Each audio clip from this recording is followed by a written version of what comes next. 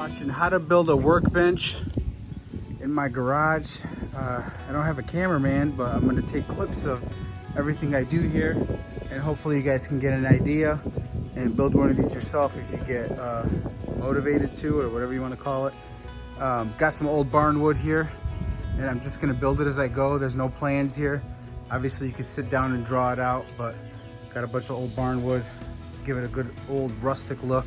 I could have bought new wood, but I wanted to have some character. Let's get started. You know, I want my bench to be about 24 inches this way, and I want it to be about 110 inches that way.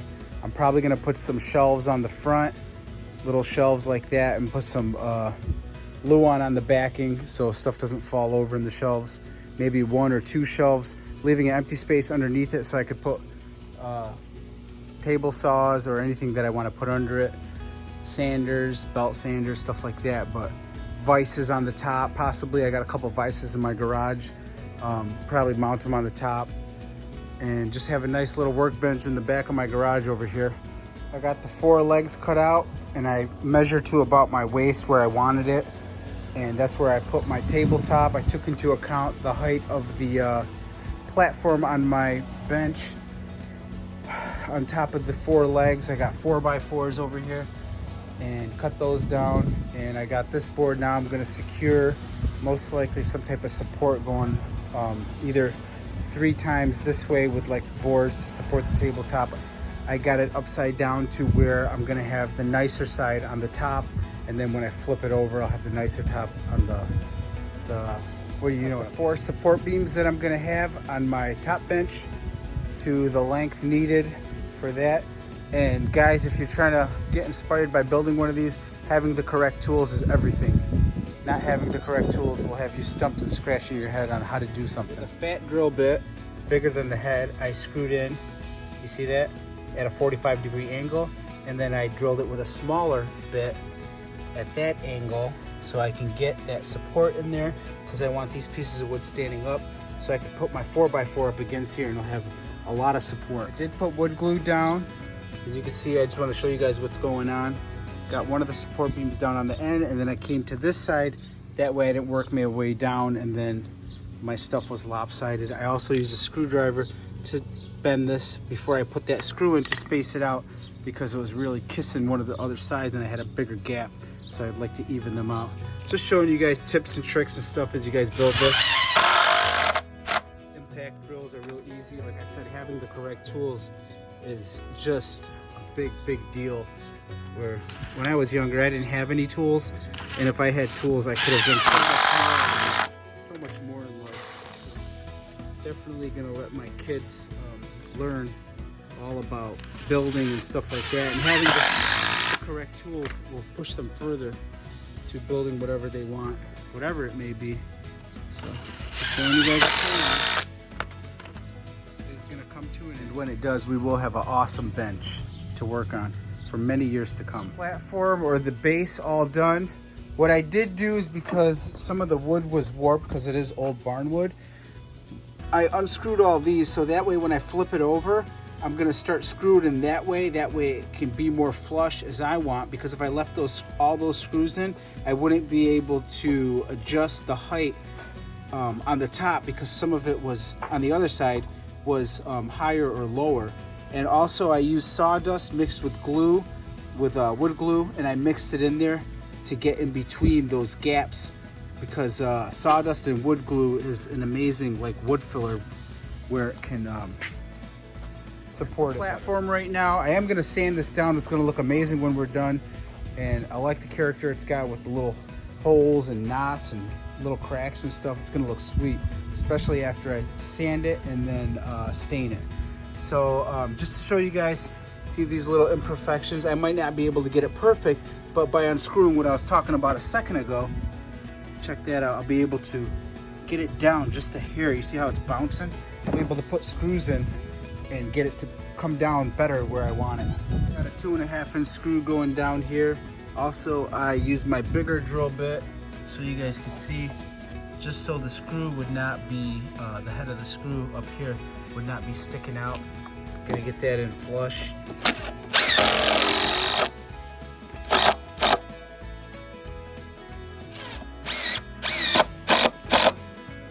Alright, I'm over here, I'm mixing up my wood filler. And if anybody's got wood filler, you know it dries up after a while. I put mine in a Ziploc, and that still didn't help too much. But what I did was, there was a little bit of mold in there. You'll get that with drywall compounds, just a little bit of moldiness. So what I do is put like a few drops of bleach in there with some water, mix it all up, and I'm gonna start filling in all these little cracks over here. And also the wood, I'm sorry, not the wood, what am I saying? I'm gonna fill in all the screw holes, and you guys will see what that looks like after. When this gets all done, we're gonna sand it down. It'll look amazing.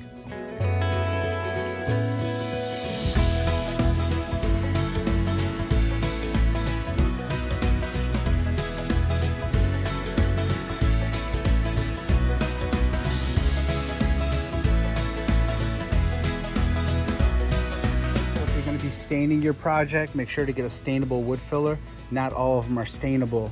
That way it won't look stupid when you get done. Dual orbital sander, I'm gonna start sanding. Got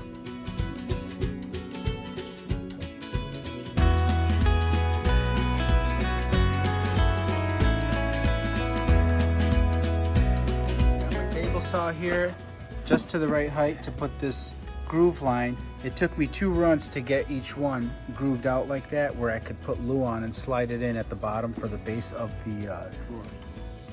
That's my drawer. Didn't have no glue on, but I had some really thick plexiglass.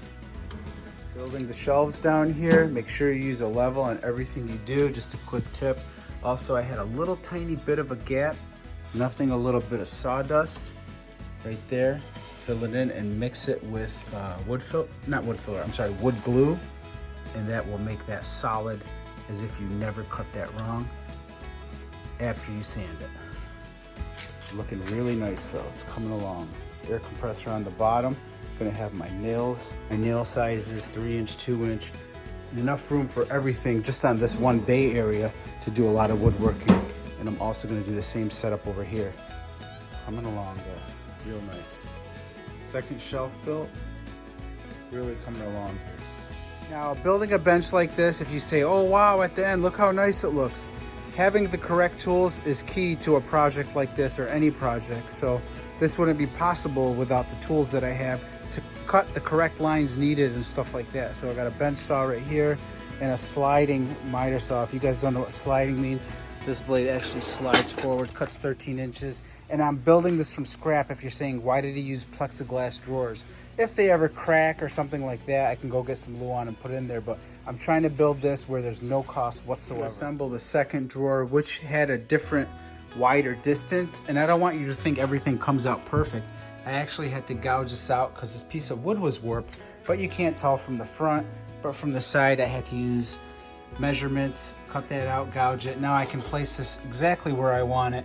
So far, the only cost that I think I had paid for was screws, which I already have, and the glides that I paid, I think $9 a piece. So right now I have about $16 or $18 into this project. Tip for you if you get inspired on building this, or just get inspired to build anything after seeing this video. A quick tip for you guys, and a great tip for you, is always make sure you can access and get inside of something.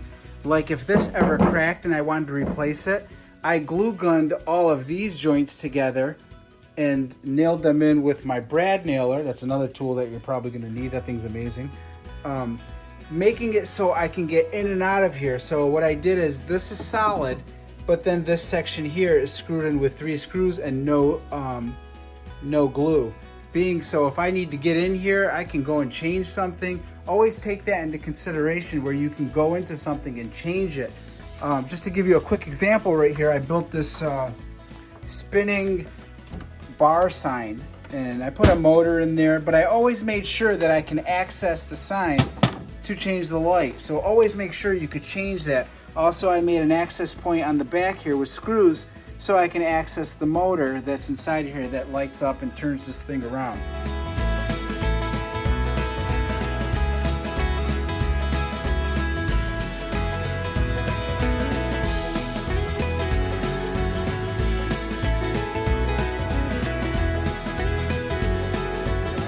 The edge of the drawer faceplate.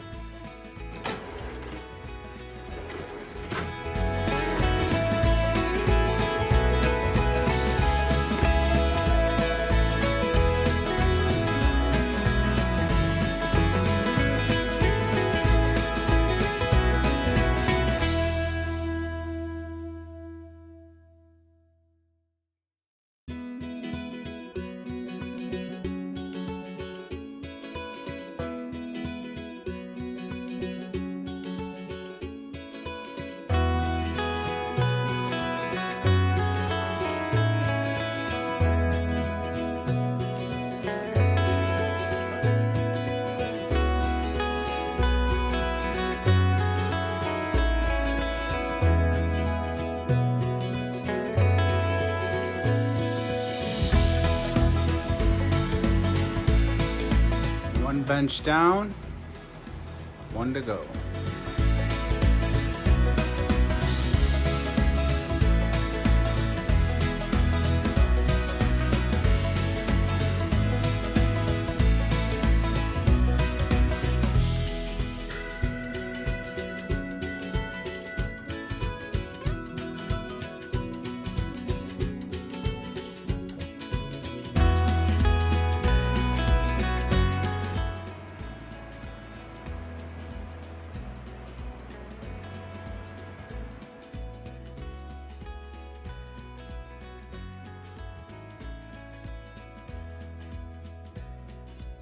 Belt sander, got my tools. We're still gonna figure out how we're gonna organize these. I usually did put them over here, so I guess I could just leave them over there, but I definitely want to make another rack, a magnetic rack, a pen or pencil holder bucket that you're gonna see in the video. Keep watching. Just got everything organized. It's coming out real nice. Got a brad nailer. Just with the flip of a switch, I can just sit there and start brad nailing. You don't have to sit there and go get it out. All these tools over here, screws, ratchet set, anything you need is just right there, access to you in like 2 seconds, right, Mila? Just built this holder here, the same size as the magnetic holder, and I'm not sure exactly where I'm gonna place it, but I'll show you guys what I got going on. I have a 80-volt charger over here and 2 DeWalt chargers, one with 60 volt that charges both, and then what I did is put dowel rods in there so it can hold my tape, and just a little shelf here that I put in a nook, and then pens or something if I want to grab that. That's quick and easy. And then over here what I did is I built another long shelf. See, I'm gonna have 3 of them. That's how I got 3 going there. I'm gonna have these 3, they're all the same size, and they're gonna go side by side. This section here is gonna hold all my clamps, and I got a full box of those. And then over here it's just gonna be a shelf, maybe for my DeWalt batteries or drills or whatnot. Whatever I want to put on that shelf, that's what's gonna go there. So this thing's coming out real nice, but it's a big project.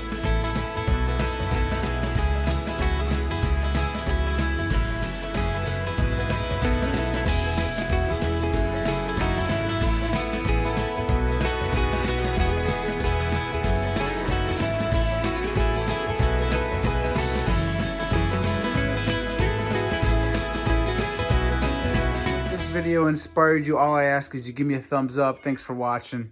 Have a good day.